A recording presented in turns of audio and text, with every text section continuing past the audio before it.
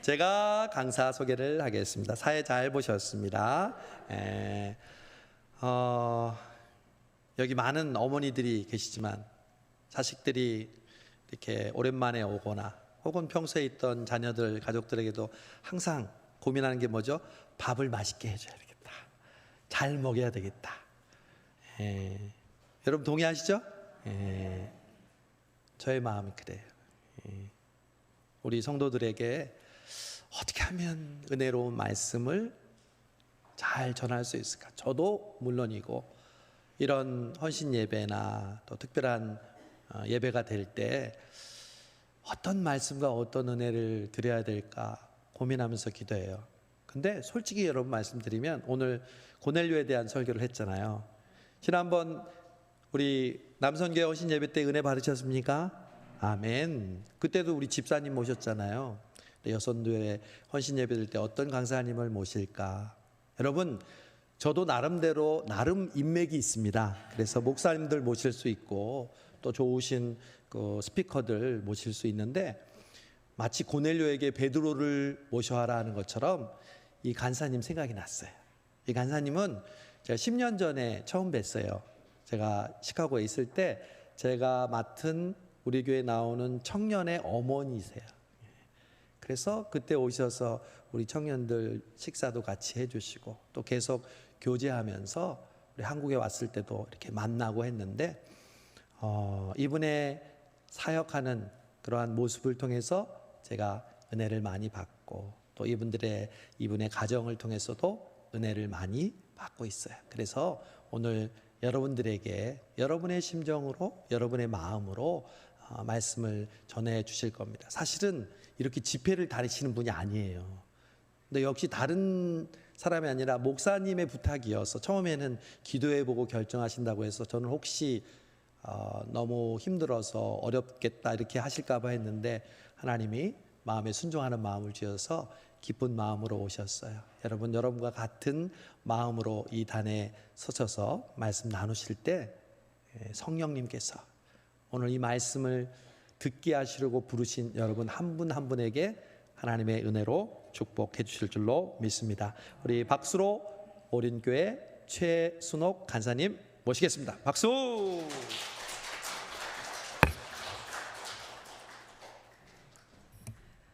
기도하겠습니다.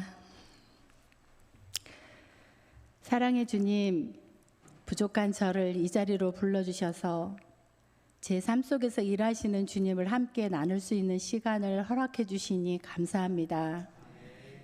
이 시간 온전히 주관하여 주셔서 전하는 자나 듣는 자 모두에게 꼭 필요한 말씀만 나눌 수 있도록 함께하여 주옵소서.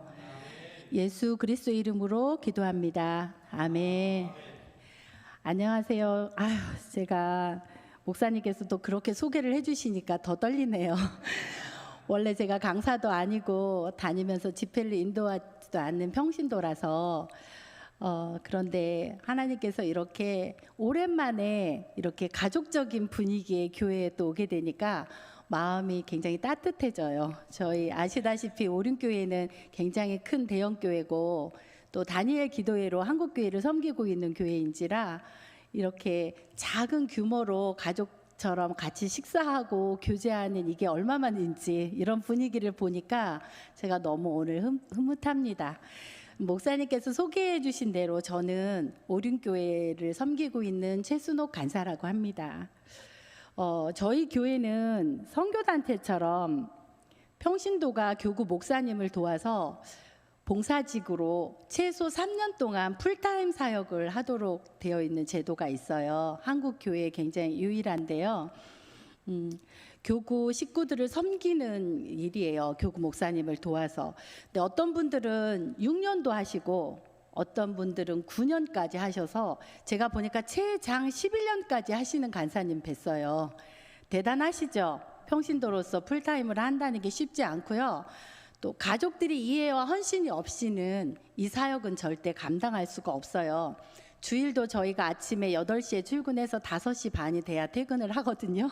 오늘 중간에 제가 도망쳐 나왔습니다. 교구 목사님께 허락을 받고. 저는 이제 간사로서 2년 차 아주 새내기 간사예요. 근데 우리 하나님은요, 우리를 다루시는 방법이 참 놀랍기도 하고 희한하기도 하신 분이에요. 저는 아무도 예수를 믿지 않는 가정에서 태어났어요. 그래서 처음으로 예수를 믿은 믿음의 조상이에요. 제가 저희 가정에서. 어려서 몇 번 주일학교를 간 경험은 있었는데 대학교 1학년 때 CCC를 통해서 예수님을 알게 되었고요. 그 이후로 제가 열심히 특심인 사람이 되어서 교사, 또 구역장, 여성교회장, 또 가정사역, 1:1 사역, 교회 식당, 교회 청소, 제가 또 마지막에 단기 선교까지, 해외 선교까지 교회 내에서 안 해본 사역이 없어요. 근데 하나님께서 기회를 주신 거죠, 저 같은 거에게. 근데 제가 주님 앞에 뭐라고 말했냐면, 주님, 제가 시키시는 일은 다 할게요. 근데 간사만 빼고요. 근데 하나님은 어떻게 그렇게 저의 생각이나 중심을 통찰하시는지 그 소리를 들으시고 저를 간사로 불러주셨고요. 제가 우여곡절 끝에 순종하게 됐어요. 너무 부족하고 자격 없는 것을 누구보다도 제 자신이 잘 알기 때문에 정말 주님만을 의지할 수밖에 없어요. 실수할 때도 있고요. 때로 연약해서 넘어질 때도 있는데 이런 나를 주님이 사랑하시고 쓰신다는데 누가 말하겠어요. 그래서 제가 당당하게 저는 간사입니다 하면서 이 자리에 불러주신 게 얼마나 복된 자리인지 요즘 깨닫고 있습니다. 예. 천지 만물의 주인이신 아버지가 뭐가 부족해서 저 같은 사람과 함께 동역하시길 원하시는지 모르겠어요. 사람을 구하고 살리고 세우는 일에 그 기쁨을 주님이 저하고 함께 나누시기를 원하시는 것 같아요. 그래서 참 특권이고 굉장히 복된 자리인 것을 날마다 깨닫고 있습니다. 사실 김정환 목사님께서 아까도 말씀하셨지만 성수동교에 와서 제 삶 속에서 일하시는 하나님 또 사역하면서 받은 은혜를 좀 나눠달라고 하셨을 때 굉장히 고민이 되었어요. 제가 무슨 큰 유명한 사람도 아니고 또 큰일 하는 사람도 아닌데 나 같은 사람이 말이 무슨 유익을 끼칠 수 있을까? 오히려 하나님의 영광을 가리지 않을까? 나를 드러내면 어쩌나? 또 이렇게 고민이 되었는데요. 기도 가운데 하나님께서 오늘 읽은 브리스길라와 아굴라 말씀을 통해서 저를 다시 저희 가정에 또 제 앞으로 남은 삶의 방향성들을 다시 한번 점검하고 돌아봤으면 좋겠다라는 마음을 주셨어요. 그래서 용기 내서 왔어요. 여러분이 잘 아시다시피 이 브리스길라와 아굴라는 바울의 굉장한 동역자였죠. 그리고 정말 목숨까지도 드릴 만큼 헌신된 부부였어요. 근데 사실은 신혼 초에 저희 남편과 제가 92년도에 결혼하고 목사님께서 저희 가정에 처음 오셔서 주신 말씀이 이 말씀이었어요. 근데 저희가 올해 공교롭게도 다 결혼 30주년이에요. 코로나 때문에 여행은 가지 못했지만 목사님께서 또 신방을 오신 거예요. 근데 동일하게 이 말씀을 또 주신 거예요. 그래서 이것은 하나님의 섭리구나. 저희 남편도 이 말씀을 기억하고 있더라고요. 이거 신혼 초에 우리에게 주셨던 말씀이다. 그러면서 우리가 처음 하나님 앞에 이렇게 드렸던 마음, 기도 제목이 우리 가정을 하나님께 쓰임받는 가정이 되게 해달라는 그 기도 제목을 다시 상기시켜 주셨어요. 그래서 오늘 이 말씀을 여러분과 함께 이렇게 나누게 되었어요. 저는 간사로 이렇게 부르시기 전에 오랫동안 마더와이즈라는 어머니들을 세우는 가정사역을 해왔어요. 하나님께서 평신도인 저에게 또 오륜교회에서 이런 사역을 할 수 있는 기회를 주셨어요. 아들 둘에 딸 하나, 2남 1녀인데요. 시어머니 아들까지 3남 1녀예요. 3남매를 키우면서 엄마로서 또 아내로서의 삶이 참 쉽지 않더라고요. 정말 좋은 엄마가 되고 싶고 좋은 아내가 되고 싶었는데 그래서 마더아이즈를 또 공부하는 계기가 되었고요. 또 대학원에서 상담을 공부하는 것이 제가 사역을 하면서 다 언 없이 쓰여지는 또 시간들이 되었어요. 그래서 참 감사했고요. 이 잠깐 마더하이즈 사역은 어떤 거냐면요. 미국의 휴스턴에서 드니스 글렌이라는 여성 사역자가 세 자녀를 키우면서 너무 힘들고 어떻게 해야 될지 모를 때 작게 엄마들끼리 모여서 한 기도 모임이 그곳에서 또 마더링 스킬을 나누는 계기가 되고 또 그것이 말씀으로 이어지면서 교재를 쓰게 됐어요. 그래서 지금은 전 세계 200개 넘는 나라에서 어머니들을 세우는 사역으로 이 교재가 쓰여지고 있어요.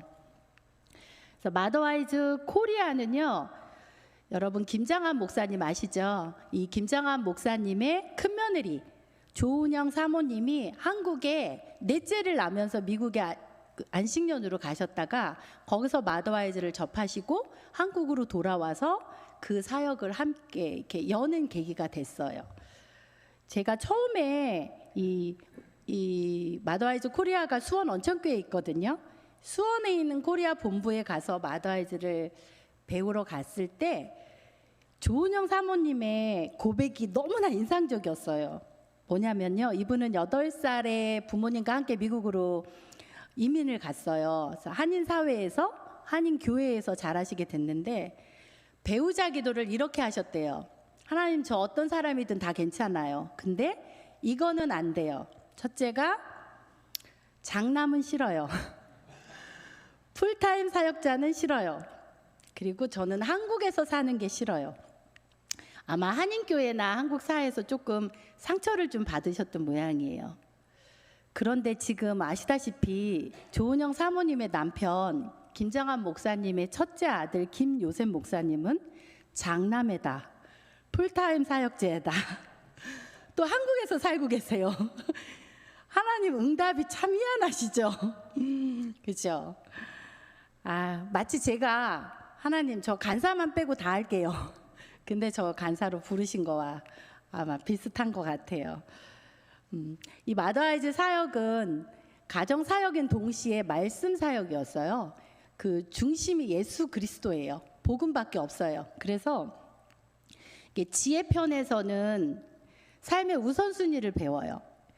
맨 처음 하나님과의 나와의 관계, 그리고 남편과의 관계, 또 자녀와의 관계, 사역과의 관계, 그리고 세상의 일과의 관계를 배우거든요. 그래서 삶의 질서와 우선순위를 배우고요. 자유편에서는 자신의 육신의 연약한 모습들을 다 들여다보고요.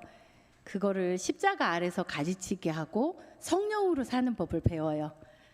그리고 회복편에서는 유대인 결혼 풍속을 통해서 신랑으로 오신 예수 그리스도, 그리고 나는 예수 그리스도의 신부인 이 땅에서의 삶, 그래서 신부의 정체성과 마지막에 우리 영적인 결혼식 날 주님 다시 오시는 날 그 천국 소망에 대한 얘기까지 배워요.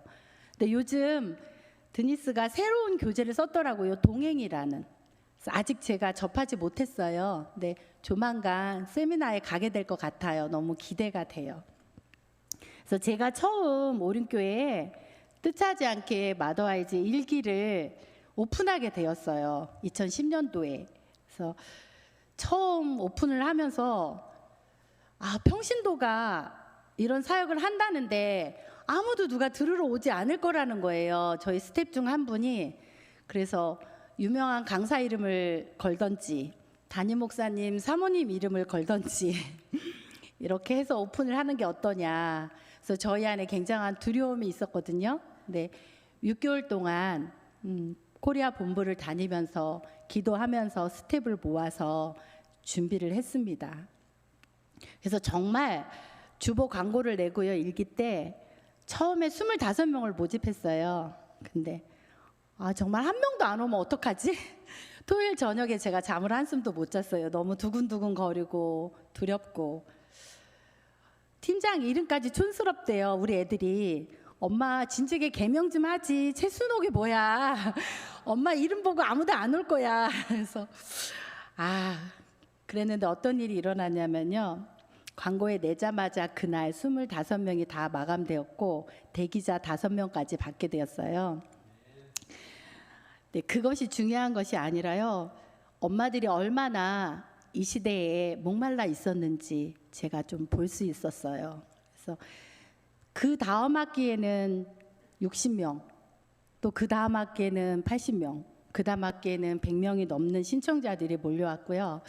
나중에 스텝이 모자라서 항상 저희 교회 바이블 칼리지가 참 많았는데 마더아이즈가 가장 인기 있는 바이블 칼리지가 됐어요. 그래서 대기자를 걸어놓고 그 다음 학기에 우선적으로 등록을 해줬고요. 또 아기들을 데리고 오는 엄마들을 위해서 타가방도 운영했어요. 그리고 나중에 직장 다니는 엄마들이 우리도 저녁반을 개설해달라. 그래서 저녁에 밤 8시에 저녁을 먹여가면서 직장인 엄마반도 개설을 하게 됐어요. 그리고 주변에 마더아이즈가 필요한 작은 교회들에게 오픈해주는 일까지 저희 교회에서 감당할 수 있도록 하나님이 참 많은 은혜를 주셨어요.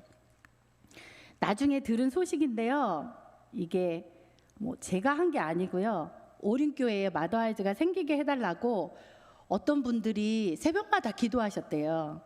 그래서 주님의 일은 이렇게 기도를 먼저 심고 누군가는 씨를 뿌리고 또 누군가는 물을 주고 또 누군가는 열매를 맺게 함께 동역하는 것이 주님의 일인지 아닌가 그런 생각이 참 많이 들었습니다. 예. 그래서 제가 정말 잘한 거는 하나도 없고요. 지금 제가 강의했던 내용을 돌이켜 보면 너무 엉터리가 많은 거예요. 헛소리도 진짜 많이 했고. 근데 교제가 가진 어떤 파워풀한 능력과 기도 덕분에 어머니들이 참 많이 살아났고요. 가정이 세워지는 것들을 많이 보았습니다.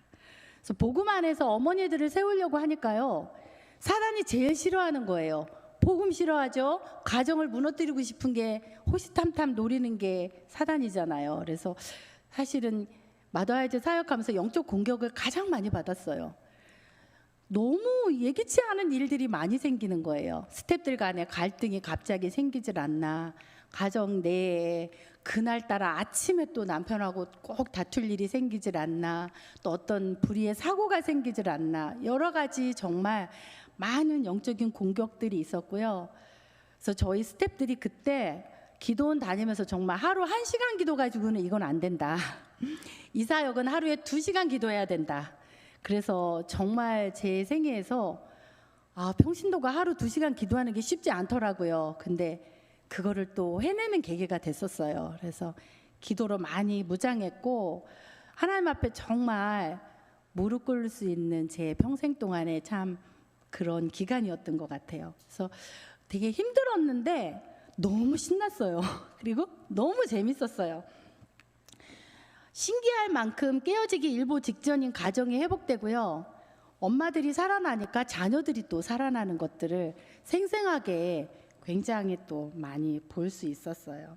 여러분, 아이들에게 엄마는 이 세상에서 어떤 존재인지 너무 잘 아시죠? 엄마가 가장 인생에 의미 있는 사람이에요. 그렇죠? 엄마가 가진 정서에 따라서 아이의 정서가 굉장히 영향을 많이 주고요. 아내라는 말이 원래 안의 해래요. 해와 같은 존재예요. 안에서 해가 뜨면 그 가정이 굉장히 밝잖아요. 그렇죠? 그 해가 지면 굉장히 어두워요. 그래서 제가 이 마더아이즈 사역을 통해서 엄마라는 존재, 또 기도하는 자녀는 결코 망하지 않는다는 그 증거들을 참 많이 이렇게 보게 됐습니다. 그래서 저희 남편도요. 제가 그렇게 신나게 사역을 하니까 덩달아 신났어요. 그래서 스태프들 단체로 옷도 맞춰주고 개강일에 막 꽃도 보내주고 재정적인 지원까지 아끼지 않고 저를 많이 도왔습니다. 그래서 저는 제 나름대로 하나님 앞에 그랬어요. 주님, 여자의 전성기는 몇 대일까요? 20대?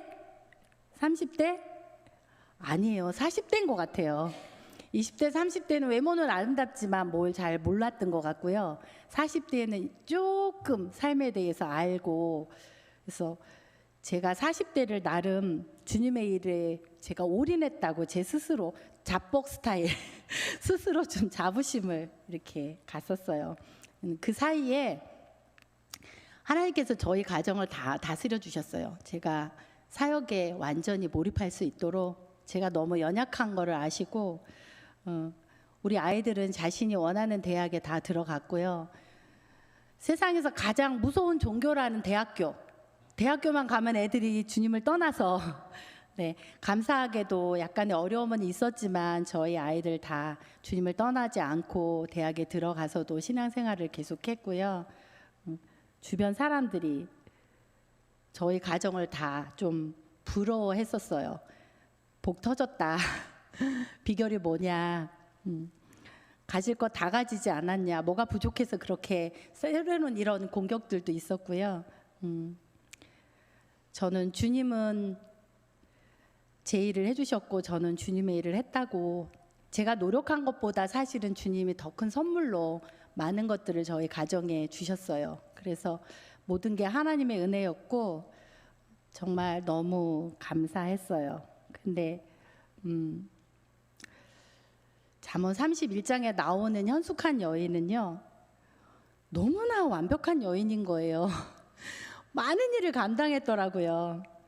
자기 자신도 잘 돌보고 또 가정도 잘 운영하고 재테크도 하고 무역일까지 하고 너무 완벽한 여인이었는데, 그에 비하면 저는 아이들 학원 정보도 솔직히 잘 몰랐고요.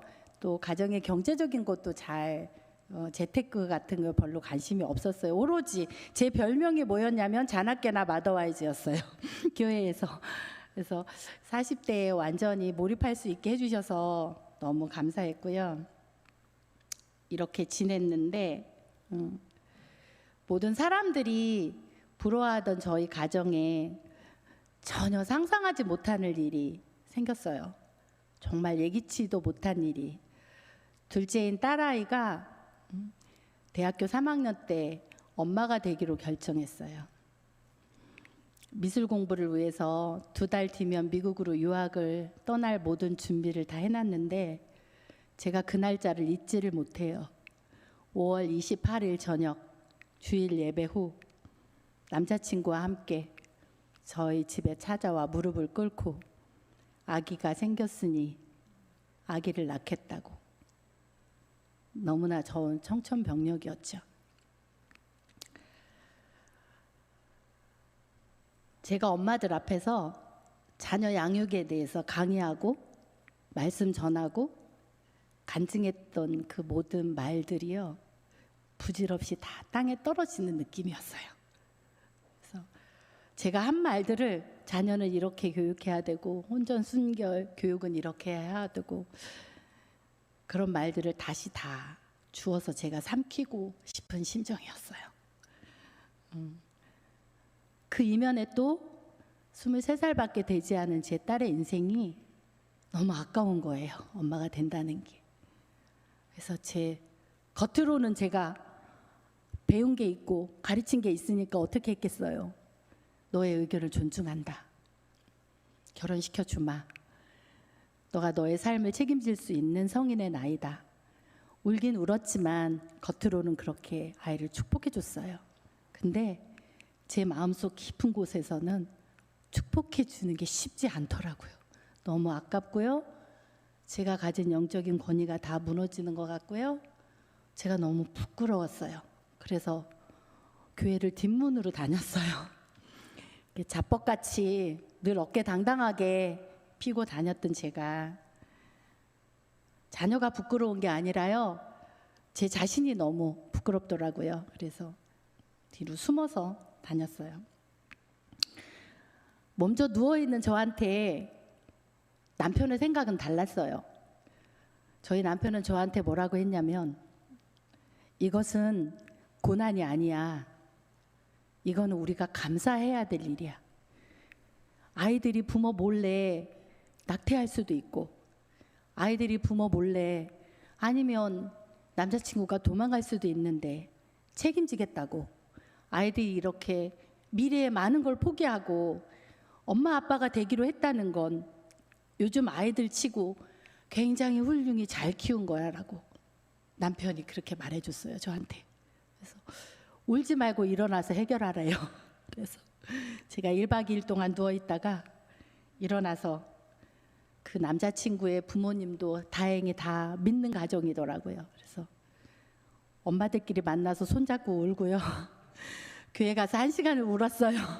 그래서 만나자마자 상견례 음식을 정하고 결혼식장을 잡고 처음 만나자마자 그러면서 갈비탕이 좋을까요? 불고기가 좋을까요? 울면서. 그래서 23살의 꼬마 신랑, 꼬마 신부를 많은 사람들의 축복 속에 출발을 할 수 있도록 도와줬습니다. 그래서 이것을 그냥 오픈했어요. 교회의 모든 식구들에게, 그리고 저희 마더아이즈 스태프들에게, 주변 모든 사람들에게 저희 가정에 이런 일이 생겼습니다. 네. 해석은 안 되지만 이 일을 통해서 저는 넘어지지 않고 무너지지 않고 다시 하나님 바라봐라, 하나님의 음성으로 듣고 다시 일어서겠습니다. 여러분도 이 젊은이들을 용납해 주시고 축복해 주십시오.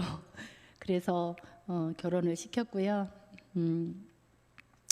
그 사이에 딸은 육아 휴학을 하고 3년 동안 아이를 키우는 일에 몰입을 했고요. 사이는 대학교 2학년 때 스타트업을 시작해서 받는 월급과 주말에 과외를 뛰면서 정말 아이들이 열심히 살아줬습니다. 그래서 어리지만 부모는 부모더라고요. 어리지만 아빠는 아빠고 엄마는 엄마더라고요. 잘 감당했습니다. 근데 사람들이 참 희한해요. 딸이 그런 일이 생겼을 때 처음에 저를 한없이 가엾게 여기고 그러더니 이제는 자기들의 아들, 딸은 결혼도 안 해서 속썩이는데 일찍 할머니가 됐다며 부러워 죽겠다고 또 난리들이더라고요. 사람들이 참 알 수 없어요. 그렇죠? 그래서 하나님께서 우리 몸만 신묘막측하게 지으신 게 아니고 우리 마음도 정말 신묘막측하게 지으신 것 같아요.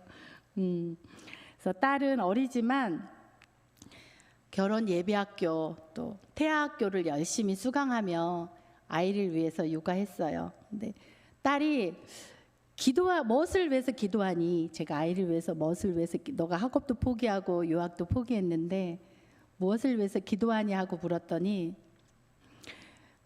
남편의 발이 정말 심한 평발이에요. 그래서 아기가 평발이 되지 않도록 자기 발을 닮게 해달라. 그리고 우리 딸이 성격이 굉장히 미술을 하는 아이라 예민하고 소심하고 생각이 참 많은 아이예요. 그래서 저 이런 성격 닮지 않고 하나님이 창조하신 이 넓은 세상을 마음껏 보고 누리고 다닐 수 있는 아이가 되게 해달라는 딱 2가지 기도를 했다고 그러더라고요. 그래서 많은 경험을 하는 아이였으면 좋겠다고. 근데 이 기도가 어떻게 응답이 되었겠죠? 네, 아이가 자라면서 다른 아이들과 다르다는 것을 2돌이 조금 되기 전에 제가 금방 알아차릴 수 있었어요. 눈을 마주치지 않고 불러도 반응도 없고 모든 발달이 너무 느린 거예요. 자폐 판정을 받은 날 딸은 감당할 수 없는 시련 앞에서 통곡하고 울부짖었어요. 하나님, 제가 다 포기했잖아요. 제가 또 큰 거 바라지도 않았잖아요. 제가 욕심 부리지도 않았잖아요. 그냥 하나님이 지으신 넓은 세상을 볼 수 있는 아이가 되게 해달라는 건데 그 아이는 평발의 자폐였어요. 하나님의 응답이겠죠. 그죠, 여러분? 기도로 받은 것은 다 가장 좋은 응답임을 저는 믿습니다. 이것을 받아들이는데 참 힘들었어요. 저는 그래도 삶을 많이 살았고 할머니이기 때문에 받아들이는 게 그렇게 어렵진 않았는데 우리 딸은 너무 어리더라고요. 그것을 받아들이기가. 그래서 수용하는데 1년 넘게 걸렸고요. 수시로 마음이 무너지고 우울감이 찾아오고 했어요. 그래서 이런 갑작스러운 이해할 수 없는 고난을 만나면 저도 마찬가지지만 처음에 기도가 잘 안 돼요. 그렇죠? 그래서 기껏 한다는 기도는 뭐냐면 내가 뭘 잘못했지? 그거예요. 그래서 떠올릴 수 있는 모든 것을 다 떠올리면서 회개하는 거. 제가 벌을 받은 것 같아서. 저도 그랬어요. 내가 교만했나? 하나님께서 우리 가정을 이렇게 축복해 줬다고 내가 너무 자랑했나? 사역하면서 하나님의 영광을 내가 대신 취했나? 그러면서 사람들이 하는 말들이요, 욥의 친구들 말처럼 들리기 시작했어요. 하나도 위로가 안 되는 거예요. 우리 그리스도인들은 지극히 선한 것이 무엇인지 다 알기 때문에 자꾸 누가 고난을 당하면 해석해 주려고 그래요. 그죠? 그리고 설교해 줘. 그리고 자꾸 조언하고 충고해 주려고 그래요. 근데 그런 말들은 저한테 하나도 위로가 되지 않았어요. 오히려 어떤 말을 듣고 싶었냐면, 얼마나 기가 막히냐, 얼마 하늘이 무너지는 것 같냐, 하나님 왜 그러셨대, 얼마나 마음이 힘드냐, 내가 뭐 도와줄 거 없냐, 그런 말들이 더 듣고 싶더라고요. 그죠?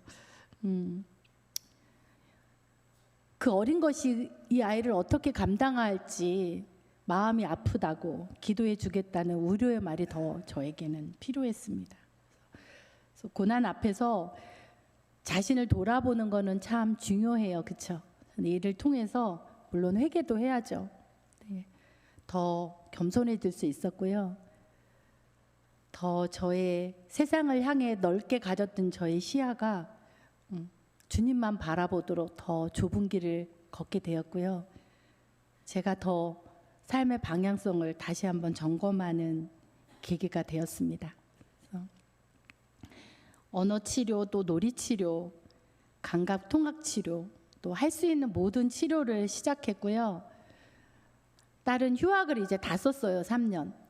그래서 복학을 앞에 두고 저는 이제 할머니 육아를 시작하려고 마음의 준비를 하고 있대. 딸에게 친정엄마의 도움은 이럴 때 아주 절대적인 것이죠. 근데 바로 복학을 2달 앞두고 풀타임 사역자로 저를 하나님이 부르신 거예요. 영빨 세신 저희 교구 목사님이 오셔서 아니 집사님이 아무리 생각해봐도 지금 간사로 풀타임 사역할 형편이 아닌 거 아는데 기도만 하면 집사님이 이름밖에 하나님이 안 주시는데 이 일을 어쩌면 좋으냐고 저한테 연락이 왔어요. 저도 정말 주님이 이해가 안 됐어요. 이 상황에서. 물론 딸은 자식을 고쳐주기만 하면 자기 고졸도 괜찮다고 기도했다는 거예요. 그 정도로 간절하게 기도를 한 거죠. 그러니 온 가족이 기도해 보면 안 되겠냐고. 온 가족들은 다 기가 막혀 말도 안 돼. 애기 봐야지 무슨 풀타임 사역이야. 그런데 각자 다 기도하고 있더라고요. 희한하게. 그래서 제가 아까 우여곡절 끝에 제가 간사로 순종을 하게 됐다는 그 말씀이 우여곡절 끝에 딸과 남편이 허락을 해줬어요. 그래서 딸이 일반 휴학을 다 쓰고 남은 육아 휴학을 1년 더 쓰기로 하고, 일단 1년만 순종해보자. 그럼 하나님의 길을 어떻게 여시나 한번 보자. 저희 가정은 새로운 기대가 생기게 됐어요. 그래서 마더아이즈 사역을 할 때는 정말 이런 고민 하나도 안 했고요. 가정을 하나님이 다 다스려 주셔서 정말 평안 가운데 제가 사역을 했는데, 지금 간사로서의 사역은 매일매일이 불안해요. 또 이 아이에게 자폐 스펙트럼 아이들은 모든 발달 장애 중에서 가장 힘들어요. 왜냐하면 단 한 명도 같은 아이들이 없어요. 어떤 아이들은 청각에, 어떤 아이들은 시각에, 그리고 1분 1초도 가만히 안 있고요. 모든 아이들이 대부분 감각에 문제가 있어요. 신경에 문제가 있고 언제 발작을 할지 원인을 알 수가 없고 또 소통도 안 되기 때문에 혼자서 보는 것이 참 힘들어요. 그래서 신방이나 다른 많은 사역이 있는 날은 기도하고 나올 수밖에 없어요. 하나님 오늘 우리 가정 다스려 달라고. 그래서 지금은 제가 평안 가운데 사역하지 못하고요. 어떻게 보면 이렇게 풍랑 가운데 하나님께 순종할 수 있는 또 기회가 된 것 같아요. 그래서 찬송가 가사처럼 내 인생이 순탄하던지 잔잔한 강같이 순탄하던지 큰 풍파가 있던지 내 영혼이 평안하길 구하며 사역하고 있어요. 그래서 제가 이렇게 어려움을 겪고 나니 그 전에 보이지 않았던 성도님들의 아픔이 보이기 시작했어요. 제가 자녀 때문에 힘든 경험을 별로 안 했거든요. 아이들이 별로 속썩이지 않고 감사하게 믿음 안에서 너무나 잘 자라줬는데 자녀 때문에 눈물로 끓는 엄마들의 기도를 제가 보게 되었고요. 그 아픔을 제가 또 함께 느낄 수 있는 또 간사가 됐고요. 여러 가지로 하나님께서 저를 키우고 계시고 또 사용하고 계십니다. 그래서 그렇지만 딸은요, 수시로 넘어지고 무너지긴 하지만 그 어느 때보다 하나님께 가까이 가 있어요.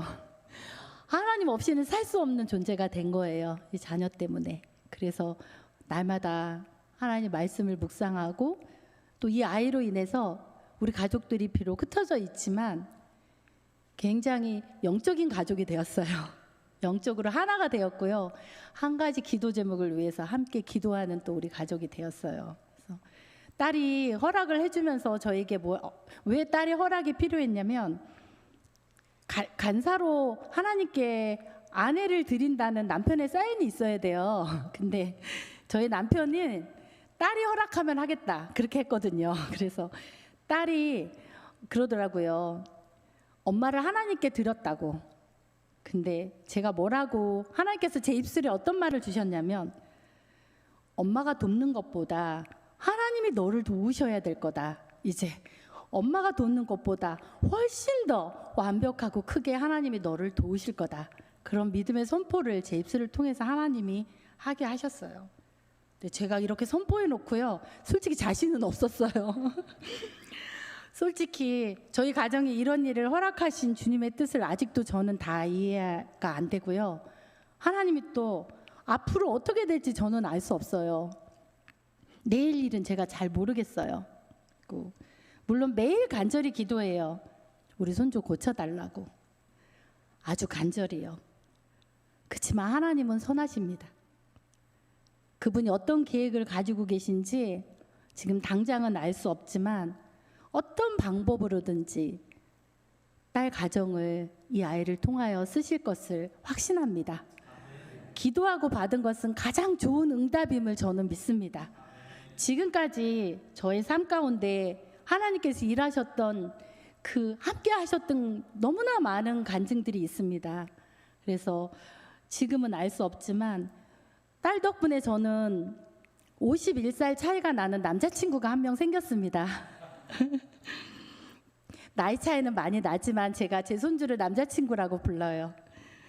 나이 차이는 믿음으로 극복할 수 있습니다. 그래서 돌이켜보니 제가 마더아이즈 사역을 오랫동안 감당했기 때문에 이 모든 상황들을 제가 버티고 견딜 수 있는 힘이 생긴 것 같아요. 옛 말에 그런 말이 있더라고요. 힘이 들어야 힘이 생긴다. 힘이 들어야 힘이 생겨요. 힘든 일을 안 하면 힘이 안 생겨요. 그래서 우리 딸이 이런 힘든 육아를 감당하면서요. 날마다 엄마로서 얼마나 강해지는지 몰라요. 제가 그것을 두 눈으로 보고 있습니다. 아까 제가 잠언 31장의 현숙한 여인에 대해서 말씀드렸는데요.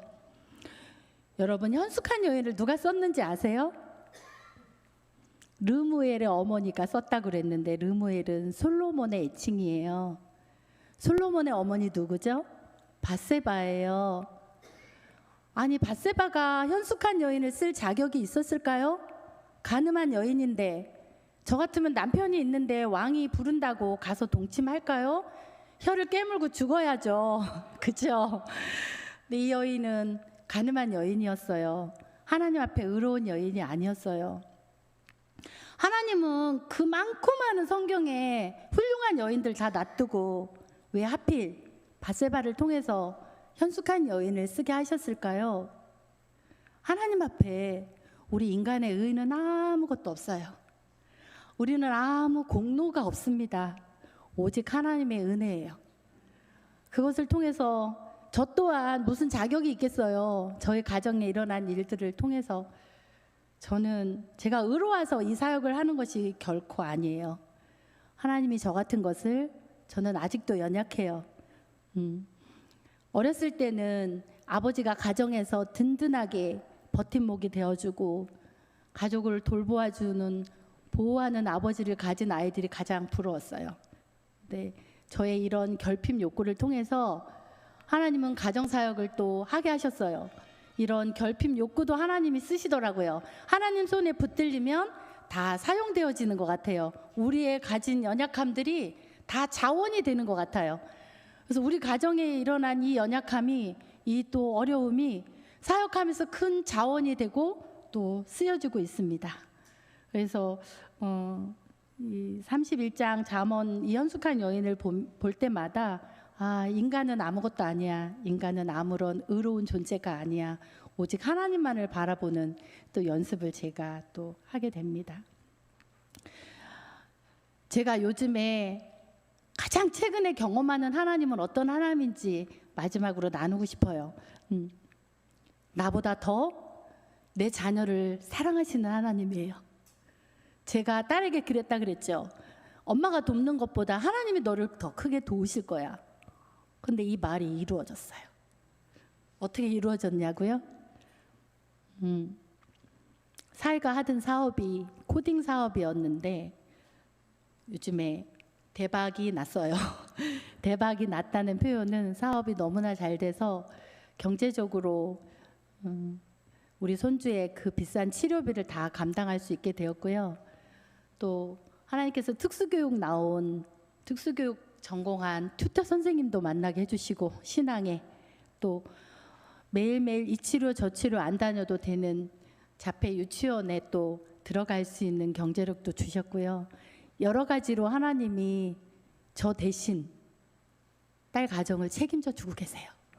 제가 도왔던 것보다 훨씬 완벽하고 훨씬 크신 계획으로 저도 사역할 수 있고 딸도 딸의 인생을 살 수 있도록 예비하시는 여호와 일의 하나님을 제가 경험하고 있습니다. 우리 하나님은 내가 내 자녀를 사랑하는 것보다 훨씬 더 내 자녀를 사랑하고 계시더라고요. 그리고 우리 하나님은 내가 우리 자녀 짐을 대신 져주고 싶잖아요. 근데 주님이 져주시더라고요. 주님이 질 수 있는 힘을 또 우리 자녀에게 주시는 거를 제가 눈으로 보고 있습니다. 그래서 너무나 감사하고요. 딸은 그래서 복학해서 마지막 학기를 지금 다니고 있어요. 그래서 얼마나 감사한 일인지 제가 브리스길라와 아굴라 가정 하나님께 쓰임받는 가정이 되게 해달라 그랬는데 그러면 저희 가정이 그런 가정이 되었느냐 아직 너무나 부끄럽습니다. 퇴직한 남편과 사이좋게 알콩달콩 살리라 했던 것이 스님 머리에 핀 꽂기보다 더 어렵더라고요. 서로 바쁠 때 보지 못했던 단점과 연약함들을 더 많이 보게 되고 나이가 드니 몸만 굳어지는 것이 아니고 마음도 굳어져서 서로 참 받아주기가 어렵더라고요. 그래서 제가 마더와이즈 사역할 때 50대 중후반 60대 어머니들은 자신들을 해당하라고 불렀어요. 그래서 해당화 꽃이 참 예쁜데 그랬더니 그게 아니고 해가 떠서 당신을 보면 화가 난대요. 그래서 제가 그게 이해가 안 됐어요. 40대 때는 남편이 너무 존경스럽고 근데 저도 퇴직한 남편과 하루 종일 지내다 보니 괜히 화가 나요. 아침에 일어났는데 그래서 새벽에 주님 앞에 가서 무릎 꿇지 않으면 정말 이렇게 지내기가 쉽지 않습니다. 그래서 우리 모두는 서로 사포가 돼서 문지르는 것 같아요.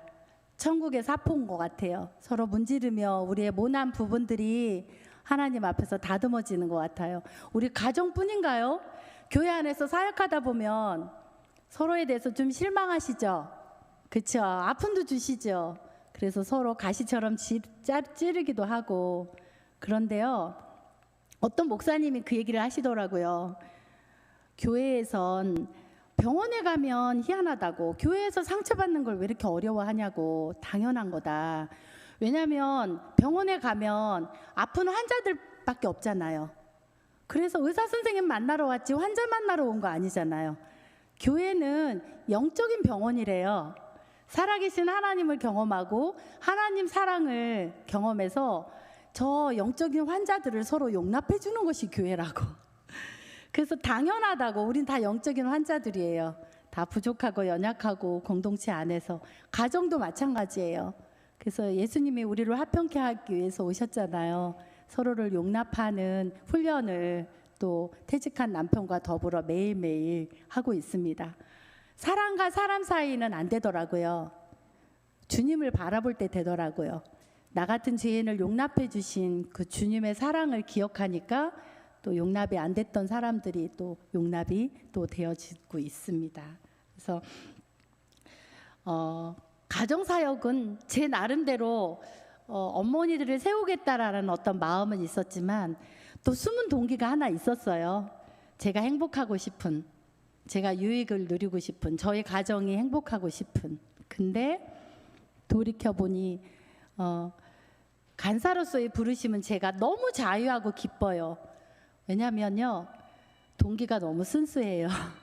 제 남은 삶을 하나님께 시간의 11조, 에너지의 11조, 제가 가진 것들을 이렇게 순수하게 드릴 수 있는 부르심인 것 같아서 너무 하면서 자유하고 또 기쁘고 너무 좋습니다. 그래서 제가 너무 행복한 간사예요. 간사가 되고 나서 시험이 있어요. 제가 이 나이에 720명 이름을 다 외웠어요. 강미경부터 시작해서 황 누구까지 외우는데요. 교족부에 사진을 보고 이름을 다 외워서 써 넣는 거예요. 몇 달을 외웠어요. 또 저희 남편이 그거 다 100점 맞으면 돈을 준다는 거예요. 그래서 그것도 큰 액수를 욕심이 생겨가지고 근데 제가 그 시험 보기 전날 다 맞았어요. 근데 시험장에 가서 이름을 바꿔서 써서 2개가 틀렸어요. 2사람을 틀렸어요. 그거. 근데 뭐 하나님 외우게 하시더라고요. 그래서 성도들을 얼굴 보고 이름을 기억하는 일로부터 시작해서요. 코로나 때는 교회 내에 많은 행사들이 없었어요. 그래서 진짜 목회를 하는 계기가 됐어요. 어려운 가정들, 힘든 가정들, 마음이 어려운 사람들을 면담하고 상담하고 그런 일들을 통해서 이게 진짜 목회구나. 그리고 하나님이 제가 공부한 것, 또 가정사역 한 것을 또 이렇게 쓰시는구나. 그래서 너무 감사한 시간들이었어요. 그래서 저는 하나님께서 저 몇 년 하게 하실지 모르겠어요. 제 생각에는 하나님 저 환갑 때 은퇴할게요. 그런데 성경 어디에 봐도요. 너 나이 들었으니까 이제 집에 가서 네 마음대로 살고 먹고 놀아라 이런 말씀이 없어요. 나오미의 인생이 어땠죠? 끝까지 룻을 도와서 젊은 엄마들을 섬겼고요.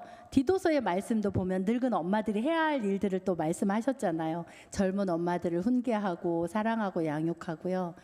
또 성경에 보니 늙어서까지 쓰임받은 사람들 이야기로 가득 찼더라고요. 그래서 우리 그리스도인들에게는 은퇴가 없다. 주님 부르시는 그날까지, 그리고 주님의 허락하신 시간까지 제 힘 닿는 데까지 제 삶을 주님 앞에 드리고 또 쓰임받는 가정이 되고 싶습니다. 그래서 제 기도 제목은 이제 은퇴한 남편이 더욱더 주님의 일에 저와 함께 브리스길라 아굴라처럼 이렇게 사실은 제가 많이 포기했었어요. 근데 하나님께서 결혼 30주년을 앞두고 남편은 뒤에서 저를 돕는 일만 계속 했었거든요. 근데 좀 더 적극적으로 함께 동역하고 하나님 나라를 세워가는 것이 저의 소망이고 기도 제목입니다. 오늘 이렇게 저의 장황한 얘기를 들어주셔서 감사하고요. 한 분이라도 한 가정이라도 제 이 이야기를 통해서 위로받고 또 소망 가운데 사시는 여러분이 되었으면 좋겠습니다. 감사합니다.